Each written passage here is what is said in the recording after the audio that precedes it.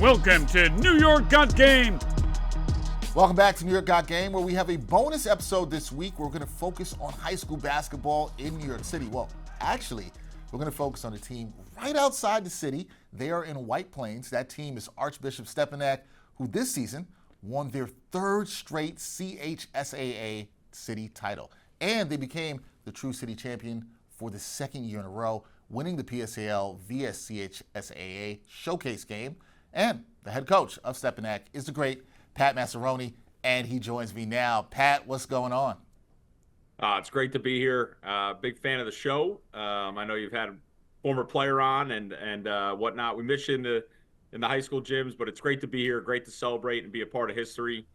Being one of 5 CHSAA teams to go 3 in a row, and in this second year event between the Catholic and the public, to be back-to-back champs. So pretty awesome. Always great when you can win your last game of the regular season.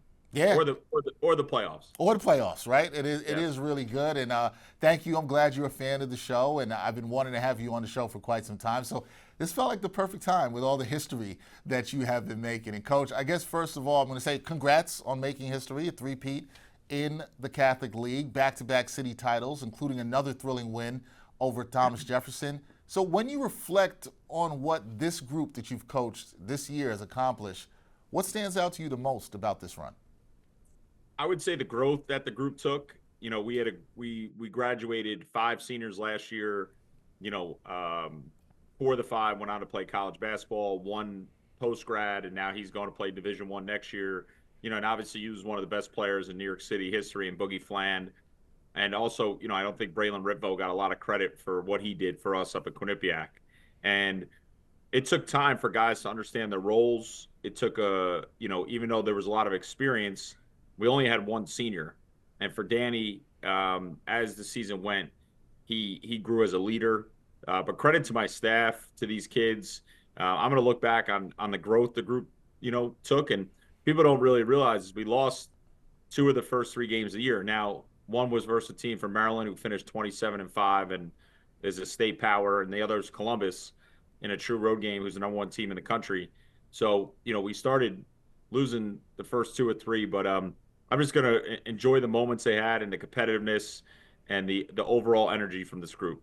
Yeah, no, it was definitely a great run by guys that didn't have many seniors. Like you said, just 1 on the team, and you guys still able to get it done. I want to talk to you about the True City Championship game, which I love, and I'll get to that in a second. But against Jefferson, 69-67 victory. It was a nail-biter. Your team had a 19-point lead in that one. You see it dwindle down. Walk us through the final moments. What were the emotions in the huddle, and what was the message to the team before they closed it out there in that fourth quarter?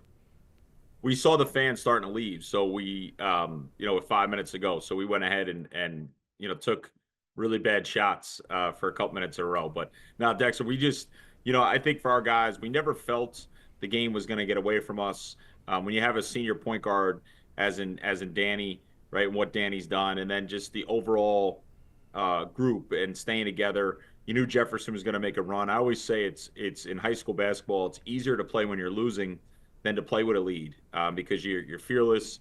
You can make and take some wild shots like they did, and they seem to always go in. But we had guys step up. Hassan Karesi, who was the MVP of the game, went 9 for 9 just in the fourth quarter from the free throw line.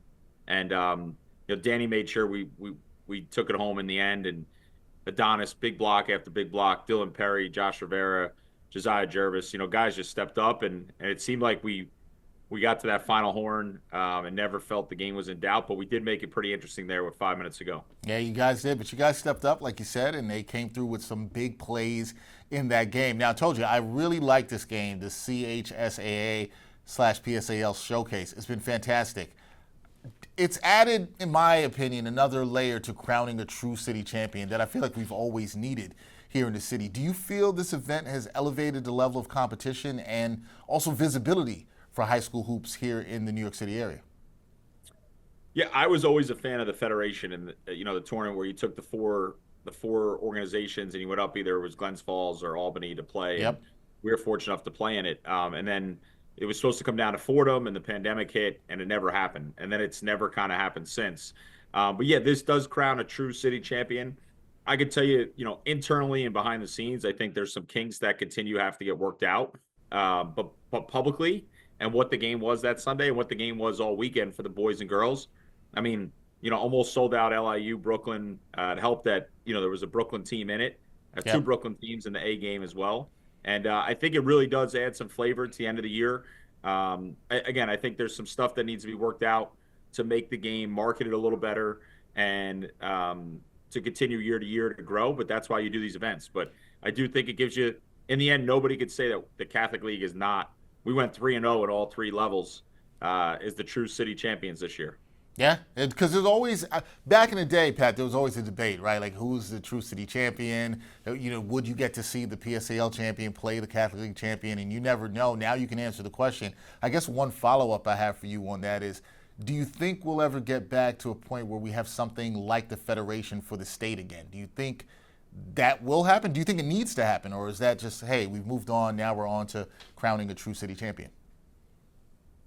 Yeah, I think the odds of it happening are very small, to be transparent. I think there's a lot of individuals across the state and across many states, right? New Jersey just canceled their tournament of champions for this season. I think there's a lot of individuals that do not understand what this does for the student athletes, what it does for the state itself, and what it does for each league, the notoriety and the coverage it provides. So I would love to have it back. I would love to assist. But I do think there's individuals behind it in higher positions that aren't fans of it. And unfortunately, I'm not sure we'll see it again. So credit to the PSAL and to the Catholic League for coming up with this idea to kind of bridge away from what might never see again in the federation. But I'd love to see it back. Yeah, I'd love to see it back too. But again, I love what we have right now in this PSAL Catholic League Showcase. It's fantastic. If you didn't get to see it, go and check it out. Hopefully next year again. It's in Brooklyn at LIU. It was a fantastic one this year. Obviously fantastic for Pat because his team won for the second year in a row. Pat, yep. I think it's fair to say, right, that Stepinac has now firmly established itself as a premier program in the New York City area. So, especially with all the winning you've done in the last couple of years, what has been the key in your eyes to building and sustaining this kind of consistent dominance over the last 3 years? Yeah, I think it goes back, right, Dexter, to, 2015 when I was fortunate enough to get the job. Rodney Swain, who's been with me from day one as my associate head coach, and I kind of came up with a vision and a plan and to take his line, a blueprint. We win the title in 2018, win everything all the way up to the federation. And then to have the success we've had, 3 in a row is truly remarkable. We look back and say, we thought we had pretty good teams when the pandemic hit. We were the number 1 overall seed when the world shut down and there was no city playoffs for 2 years there. But I think it comes down to support. It comes down to administration, the board of trustees, our president, our principal, our athletic director. And I say it all the time. We have like a college following. I mean, we have season ticket holders. We have digital online sponsors. We have top 10 social media following. This is run like a mini college program. And when we travel around, we have receptions before and after games, and our guys get to experience what it's like at the next level. So it's been some run, and I can tell you we do not take this for granted. But it also is rewarding the amount of work that me and my staff, like I said, Rodney, Al, Alexis, and everybody puts in to making this experience being true student athletes. I think that's the biggest thing. Yeah. That's made it remarkable. Yeah, I think it's going to be very attractive to kids down the road who might want to come and play at Stepinac. Obviously, have to be really talented as well too, but I think it's really attractive in the way everything has been run. You talk about your social media. You guys are definitely have a great presence on social media. I get to follow you and see everything that you guys are doing there. I want to talk to you about one of your former players who's been a guest on the show. We've seen Boogie Fland, his freshman season at Arkansas. Really, we saw it catch fire late in the season, right? Especially during the SEC tournament and the NCAA tournament. How proud are you of Boogie's growth, and what has it been like watching him shine on this national stage? Yeah, I mean, you look at it, and I know he was a guest on during his time in high school in New York, and rightfully so, and was a great guest. I think you guys had a great conversation, great interview. Boogie came out firing as a freshman. He goes ahead and gets injured, has to have surgery right on his hand, his shooting hand, and came back early. or to a spot to help his team. And he went in to Coach Calipari and said, "I will do whatever to help, right, transition and come off the bench a little bit, but help them make that run to the Sweet 16." As an 18-year-old, he's a winner, and he did whatever it takes to help the Arkansas go ahead and compete and win. And that's what's special about him and the run that he's made, and he's got an unbelievable future ahead of him, whether it's back in college next year or he goes ahead and declares to be a pro. That's still to be unseen. Yeah, I'm really intrigued to see what his future is. And when he came on this show, and I don't know if I texted you about this, Pat, but I was really impressed with Boogie. I've talked to a bunch of people about that. I was really impressed with him. He came on the show, and I think his future is indeed bright. And we'll see whether he stays at Arkansas or makes the move to the NBA. But I think the future is definitely bright for him. Now, let's talk about the future for you, because right now on your team, you've got the Ratliff twins. And for people who don't know, it's Adonis and Darius Ratliff. Yes, if you recognize that name, they are the sons of former NBA center Theo Ratliff. Both, they're still growing, right? They're piling up D1 offers. They've got the tools to be future pros. What's special about their games individually, and what's the ceiling for these two young men? Yeah, I think, Dexter, the one thing, and if you don't know about Stepinac basketball, we have 7 guys right now with Division I offers, committable offers. I think in today's world, there's a lot of fake offers. But to focus in on those 2 guys, they're so unique. Like you said, still growing. I think Adonis started the year at 6'9", and he's 6'11" now. Darius started at 6'10", and he's legit 7 foot now. So essentially 2 7-foot guys that could shoot the ball 35+% from 3, finish around the rim, guys with guard-like skills. Adonis went ahead at times, would be a kind of a point forward for us in transition. And their game continues to grow. And credit to Theo and obviously their mom Christina, the support that they've had from us, the support from the PSA Cardinals, their AAU organization, and just them. They love to work. They love to get in the gym. They work out before school, after school. And now the biggest thing is how their bodies continue to transform and develop. And when you have 7-footers that could do what they could do, it's special. And I don't think we really fully accept and people understand what they're doing at their size and height. But I'm just a small piece of their journey. Theo's done an amazing job with them, and same with their mom.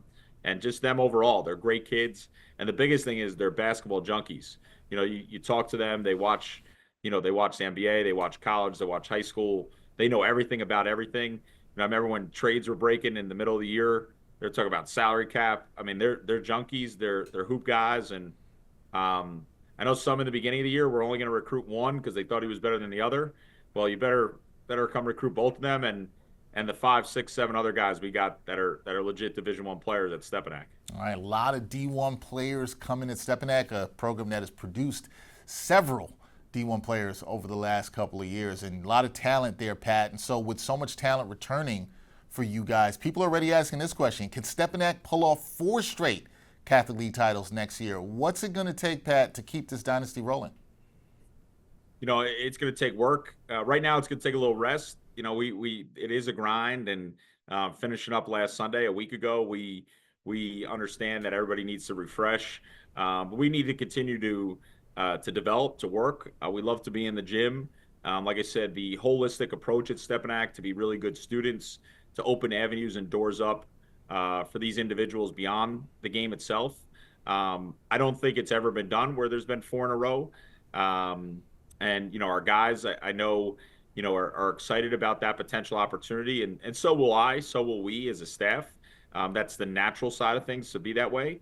But I think we're just going to enjoy this 3-peat right now, enjoy this win, and understand that we'll have to put a plan together to go ahead and try to accomplish that, which you need some breaks, you need things to go your way, and you need a group of kids and families that buy into a certain way of doing things. And I think the Stepinac culture and the Stepinac basketball culture is a family, and that's what these guys love to do. So I know some of them are talking about, 4 for 4, that have been on varsity as freshmen. But for us, we're just going to enjoy this moment. And I'm not giving any bulletin board material to anybody for next December through March in the CHSAA league game right now. You are a smart man for that. I understand that it's a goal. I understand the kids want to get that goal, but you don't want to give anybody that bulletin board material. I'm with you, but something you just said in that last answer there, Coach, is that the culture around Stepinac, and particularly players buying into the team first culture, right? So your team they've got a unique mix of size, athleticism. We've seen the composure late in the game against Jefferson. How have you been able to get high-level talent consistently to buy into that team first culture that Stepinac plays with year in and year out? Because that's not easy. It's not. And when you have really good players that we've had, I go back to, Alan Griffin, Xavier Wilson, Joel Soriano, those guys that were kind of in the beginning that came in when we were 10 and 18 in year one, and they came in year two. And then you add in RJ Davis and AJ Griffin and so many other guys that have gone on to play non-division one that have bought into a team way of playing. We always say, if you play hard, you compete, you have a team mindset, everybody will thrive. And I just use specifically this year, right, where we go ahead and beat Jefferson. In the end, Danny Carbucci is going to UMass, and he signed. He gave up scoring this entire season. Danny could have left. He could have went to the premier academies. Danny could have went to schools where you don't really go to school. Danny could have done all different things, and he just continued to work. And credit to him and his parents and his dad. But he gave up scoring where everybody was saying, hey, you need to be like Boogie, where Danny ended up averaging, a little less than 13 for us, but over 8 assists a game, over 4 rebounds a game. He's going to graduate with 100 wins and 23 losses, over 1,000 points in scoring, over 600 assists career, over 400 rebounds, over 200 steals.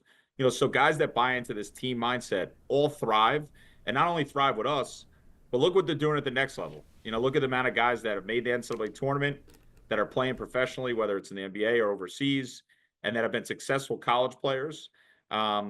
And that's the type of people we want. And it takes not just them, it takes their parents and their extended, families and people in their circle to understand what we do. And it's not built for everybody.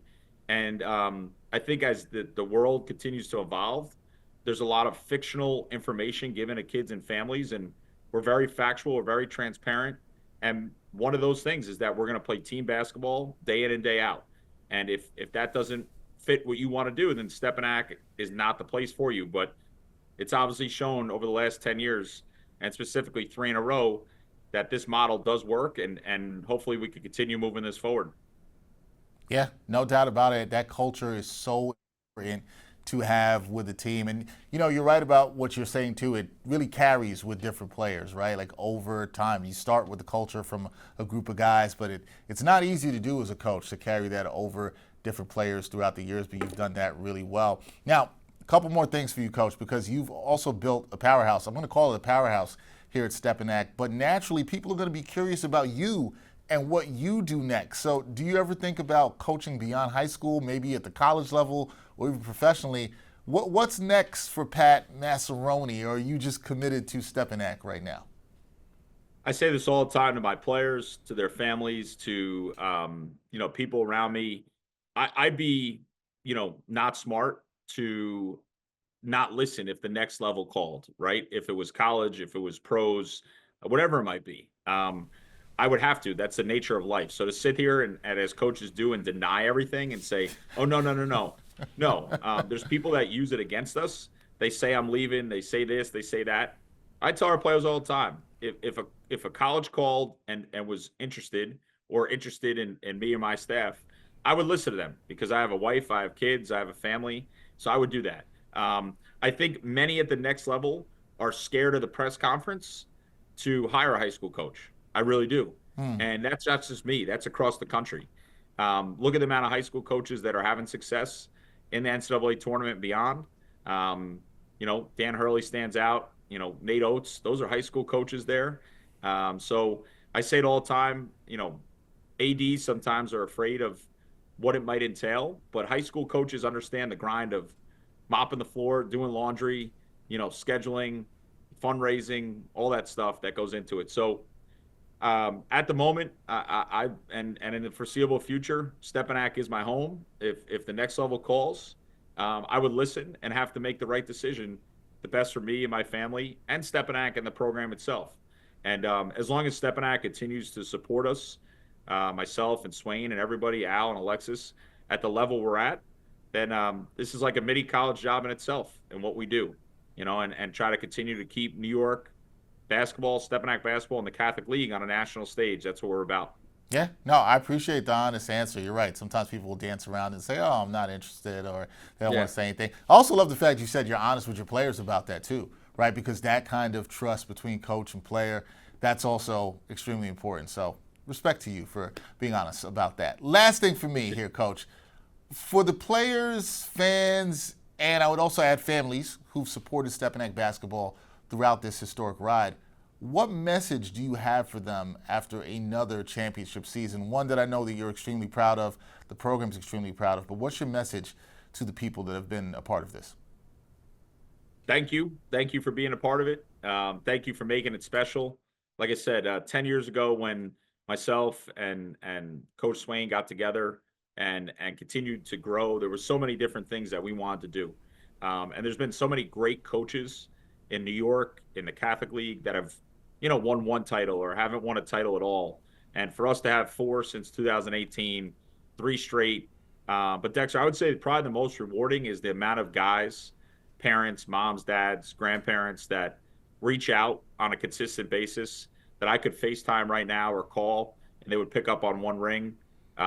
Whether it's win or lose, or obviously winning, it makes it a lot better. But, the amount of people that are part of the Stepinac family now, and for our fans, our alumni, the basketball junkie, we appreciate your support day in and day out. We've sold out so many home games over the last couple of years. We've sold out games at the county center, which hold over 3,500 fans. We're like a traveling college brand. When we're on the road, it's everybody's biggest game. So I don't take it for granted. I hope that they understand how hard we work, how hard these kids work, the support of our teachers, our faculty and staff. And we're going to enjoy this one. And as they always say, until next March, we're the champs. And that's what the trophy says. And hopefully we can continue. And we are part of history now as one of 5 to do 3 in a row in the Catholic League. And the ultimate goal next year will be to try to do 4 in a row and be the first one ever.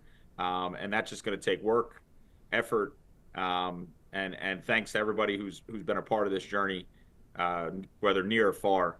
And guys like you too, and what the New York media market does to help not just Stepinac, but the overall brand for these kids across the board. So and we appreciate that as well. Oh, thank you. I appreciate you, and looking forward to seeing what the journey is beyond this year, and if you can make some more history. I was telling you before we started recording this that I miss being in these high school gyms. So much of where I got my career started, covering high school basketball in New York City. So I owe a lot to that. I miss that. I definitely have to make a trip up to White Plains to see you guys play, because it's been a while since I've been in your gym. So I got to get up there. I got to see you guys next year. Maybe I get to see you guys make some history next year. That would be nice. So we got to make that happen, Pat. So I appreciate that.